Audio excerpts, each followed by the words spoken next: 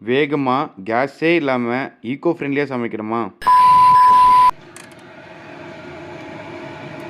ஆமாங்க. இந்த ராக்கெட் ஸ்டவ்ல கேஸே இல்லாம ரொம்ப கம்மியான விறகுகள வச்சு ரொம்ப வேகமா சமைக்க முடியும். இந்த ஸ்டவ்வோட ஸ்பெஷலே என்னன்னு பார்த்தீங்கன்னா, இந்த ஸ்டவ் கம்ப்ளீட்டா பேட்டரியில தான் வேலை செய்யுதுங்க. ஜஸ்ட் ஒரு வாட்டி சார்ஜ் போட்டீங்கன்னா, ஈஸியா 2 டூ 3 குக்கிங்ஸ் வரைக்கும் இதில பண்ண முடியுது. இதில ரெகுலேட்டர் அட்ஜஸ்ட்மெண்ட்ஸ் இருக்கிறதுனால, நம்ம விருப்பத்துக்கு ஏத்த மாரி ஃப்ளேம ஹையாவும், லோவும் வச்சுக்கலாம். ஸோ, இந்த அடுப்புல நம்ம பேட்டரி ஆன் பண்ணிட்டு, ஃபேன் ஆன் பண்ணி விட்டுட்டா போதும்.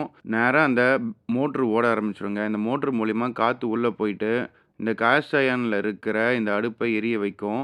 நம்மளுக்கு இதில ஈஸியா ஆக்சஸிபிளா இருக்கிறதுக்காக, நம்ம அடுப்ப வெளிய இழுத்து, நம்ம எரிய வச்சுக்கலாம். திருப்பியும் உள்ள தள்ளிட்டு, அதுக்கு மேல பாத்திரங்கள வச்சுக்கலாம். நாங்க போன இடத்துல இந்த அடுப்பு இருந்ததுனால, நம்ம அதில சும்மா பிரியாணி குக் பண்ணி பார்க்கலாம் அப்படிங்கிறதுக்காக ஒரு ட்ரையல் பண்ணி பார்த்தோம்.